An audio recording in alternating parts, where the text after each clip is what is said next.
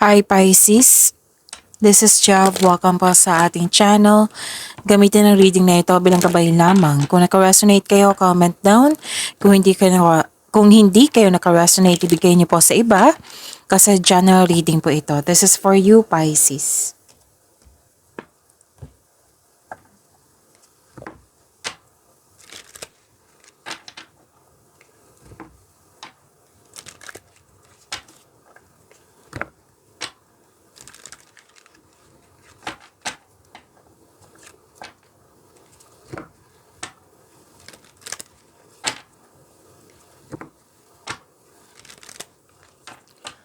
Para po ito sa iyo, Pisces.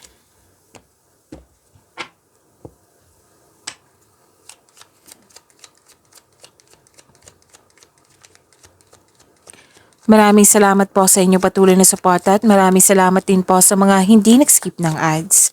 Sa mga hindi pa nag-subscribe, subscribe na po kayo at click bell notification para malaman nyo na may bago tayong video. Para sa mga gustong magpa-reading po, comment po kayo ng personal reading. Again, comment kayo ng personal reading and check my reply sa comment section.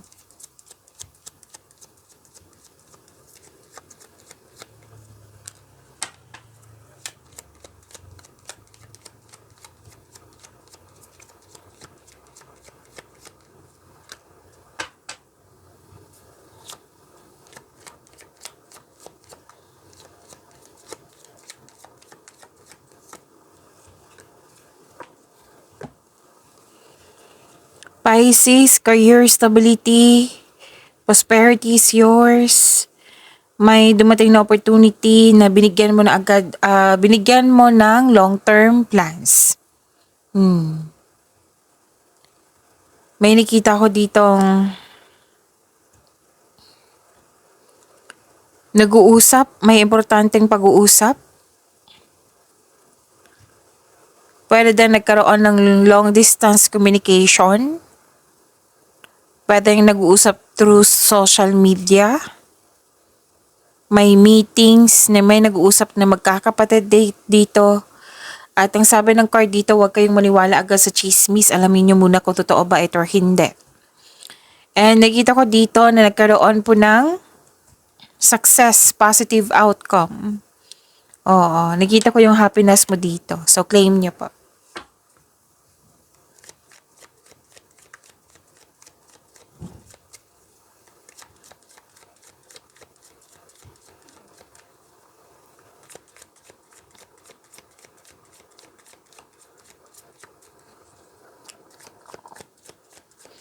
Energy po ni Pisces.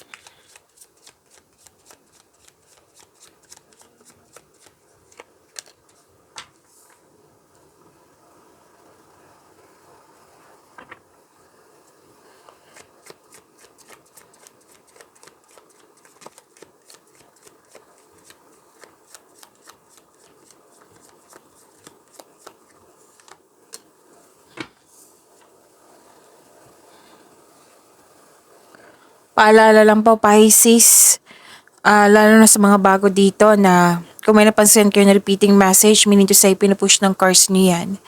Like for example, nanood kayo sa isang video reading natin at ngayon dito, may napansin kayo ng repeating message. Yan po yung pinupush ng cards na kailangan yung bigyan ng atensyon, solusyon at aksyon kung maaari po.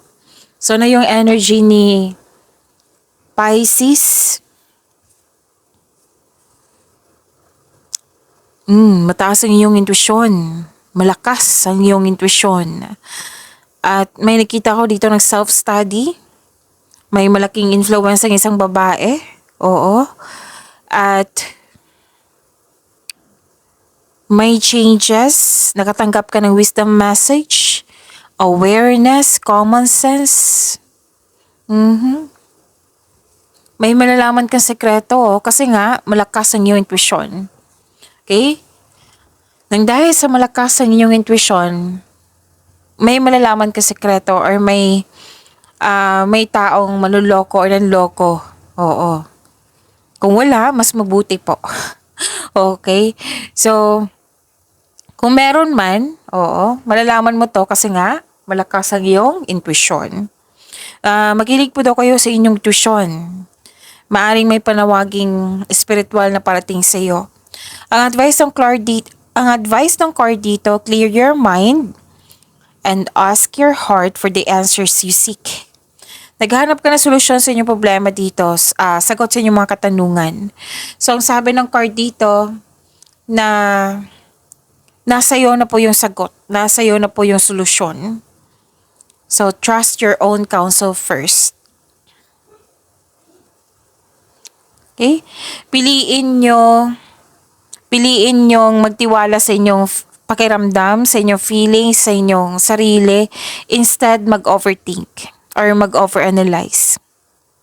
At may advice din dito sa career and money na follow your intuition in making financial or business decision. Know that the answers are already within you. Nasa iyo na po. Huwag kang umasa sa opinion ng iba. Trust yourself.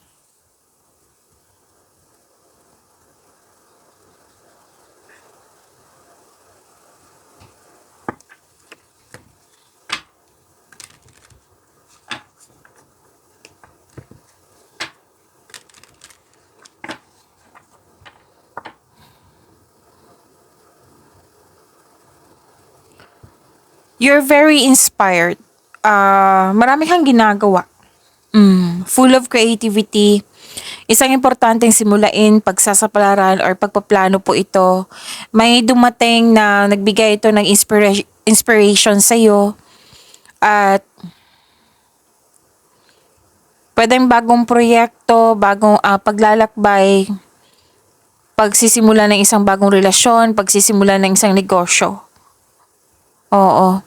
This card asks you to stay open sa mga signs na bigay ng universe and take action when they appear.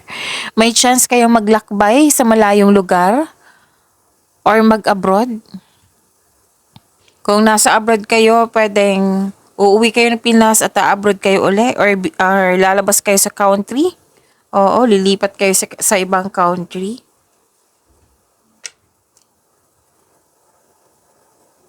So ito lang oras na kumilos ka na at isagawa ang matagal mo ng plano or proyekto. May magsisimula dito ng pamilya. Pagsisimula ng isa pamilya or pagpalawak ng kasalukuyang pamilya. Pwedeng nagpasya kayong magdagdag anak or nadagdagan na. Kasi may nakita ko ditong sanggol na parating.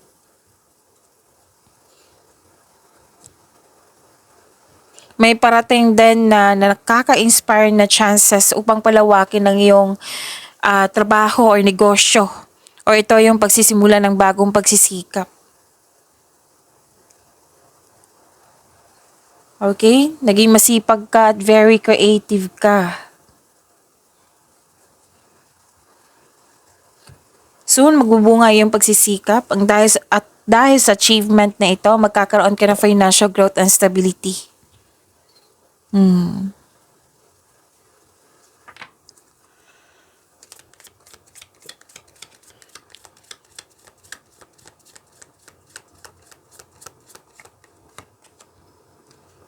Wisdom. Wisdom comes from experience and reflection.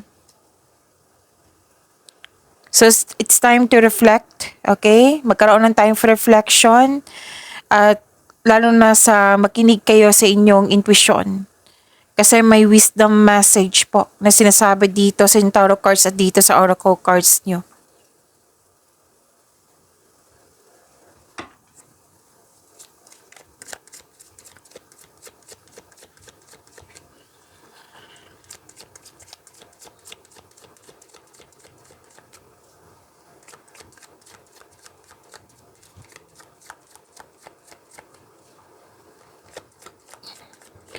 Career and money po ni Pisces.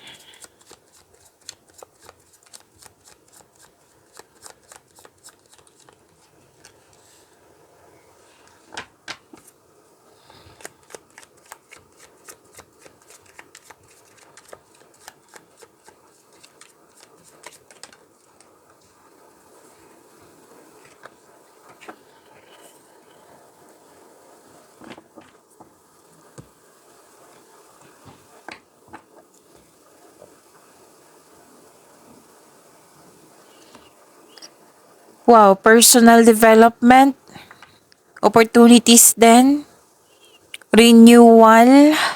Sa career and money na tayo ha. May hope and healing, may unexpected help. Okay? This card tells us na may money luck, L-U-C-K. Okay? So may money luck, claim nyo po. Kung may naisip kayong nawala sa inyo before, like loss of connection, loss of things, or loss of opportunity, like for example, may loss of opportunity o may dumating na opportunity ngayon. Kung may loss of money noon na naalala nyo, may darating na money ngayon. This is healing. Okay? Sa mga negosyante dito, sa mga negosyante, you may be guided to begin a new business or you have a hidden talent na magagamit mo pandagdag income. So, kailangan ng time for reflection and advice dito sa tatlong card mo dito. Okay? And this card tells us na may awards and fame, nakilala ka, sikat ka. Ang ilan sa inyo dito, nakilala, magaling, na marami kang kontribusyon dyan. So, this is recognition. Pwede din nakatanggap ka ng awards, fame. So, you're healing from the past and feeling hopeful for the future. May pag-asa kang madama, maging positibo, at gumawa ng paraan.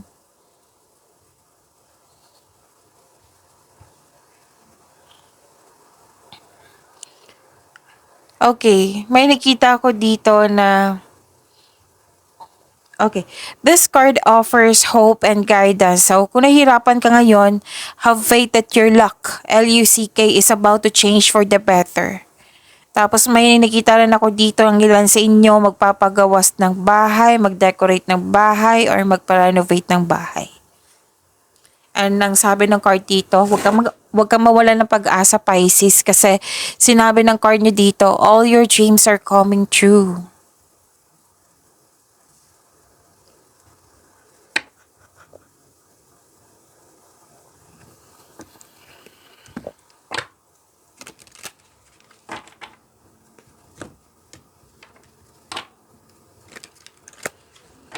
Dalawang card na mismo nagsabi dito, Pisces, na you are very inspired in doing some action. You're taking some action with courage. Nagkaroon ng direction, determination, concentration. You are very focused sa mga ginagawa mo dyan. Perseverance. Ang advice ng card niya dito, to achieve a success in career and money. Again, to achieve in success in career and money, kailangan mong mag-focus. Comes with determination and clear intention. Ito na ang oras na mag-create ka ng konkretong plano. Okay? Umuwi kayo na successful. This is also Miss Traveling. So, another card na naman nagsabi dito na may travel. Or di kaya'y you're moving forward to the next level po. Ginagamit mo po yung intuition mo to guide you to the next phases of life with confidence. So this card tells you na you should have a clear intention. Mag-focus kayo at magplano kayo for action. Mag-create kayo ng solidong plano para makagawa kayo ng malaking desisyon. At makinig din kayo sa inyong intuition. So this is a repeating message ha. Makinig kayo sa inyong intuition. At ang sabi ng card dito, you have success in the face of difficulty. Ang ganda.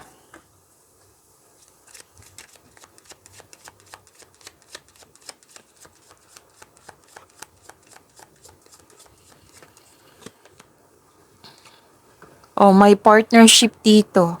Joining forces with business partners for win-win cooperation. Prioritize your connection. Kumbaga, alagaan yung connection nyo. Pwedeng teamwork to, partnership, or tinulungan ka ng taong ito, business partnership, yan. Prioritize your connection.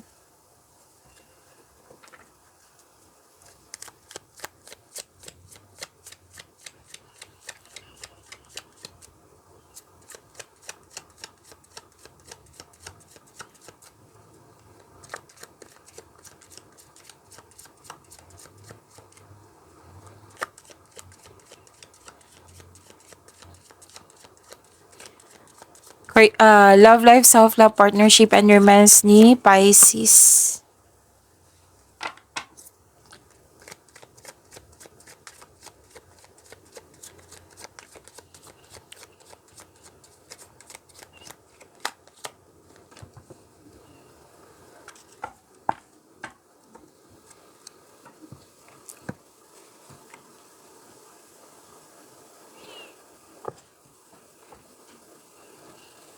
Inom muna akong tubig, saglit lang po, Pisces.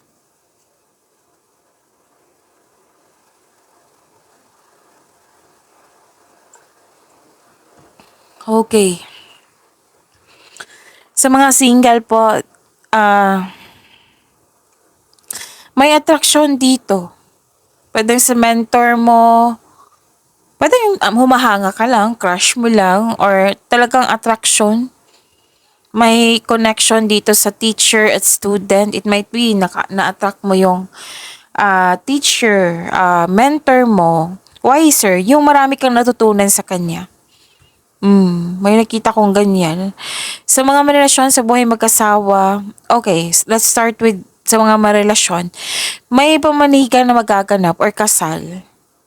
And your partner have strong beliefs about romance and partnership. Wedding bells is coming. So, ang ganda, di ba? May masusunod na tradisyon. Ano man yung tradisyon na yan sa Pinoy po? Basta masunod. Walang, kung may tutol, pero nasunod yung gusto. O gusto mo. Okay? Basta nasunod yung tradisyon dito, kung ano man yan na tradisyon. Okay? And may usapan din dito sa education. Another card na nagsabi dito nakatanggap kayo ng divine wisdom. You're showing your kindness to everyone. Yes. And sa buhay mag-asawa sa mga relasyon, okay, para sa lahat pala to, whether single ka man, may relasyon sa buhay mag-asawa, babala po sa palaging masyadong mabait kasi may nakita ko dito nag-take advantage yung kabaitan. Dahil hindi naman ibig sabihin na magalit kayo sa kanya or oo, na kailangan lang po na pay attention kasi may nag-aabuso eh. It might be kailangan mo ng put ng limitation.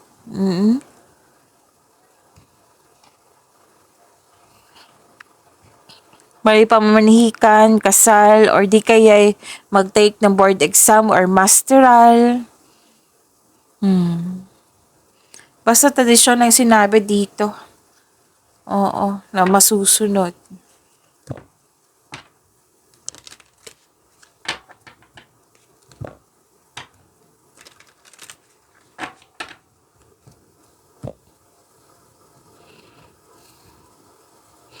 Nakikita ko rin dito na makaka-receive ka ng regalo or tulong mula sa inyong family, kaibigan ba, or partner mo.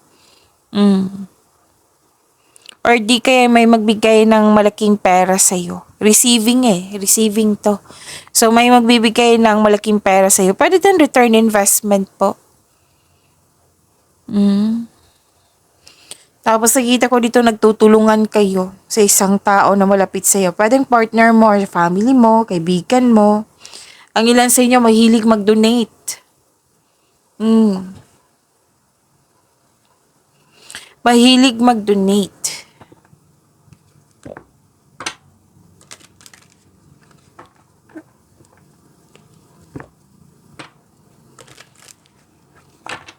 So this is building stability, conserving resources.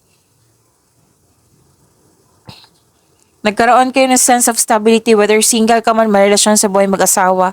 Like, kailangan handa yung pera sa kasal, yung kailangan handa yung bahay at lupa bago bago kayo magbuo ng pamilya, yung mga naging wiser kayo. Gusto mo handa lahat bago ka pumasok sa buhay ng pag-ibig or mag-level up kayo. At nakikita ko dito yung pag-iipon nyo. Nag-iipon po kayo.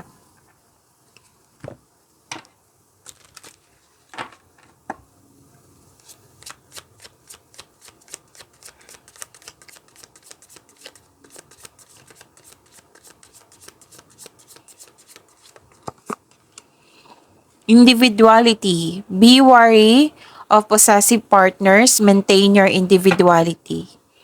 Okay? Pag-imanin niyo po yung blessings na binigay sa inyo. Pisces, see you tomorrow. Maraming salamat po.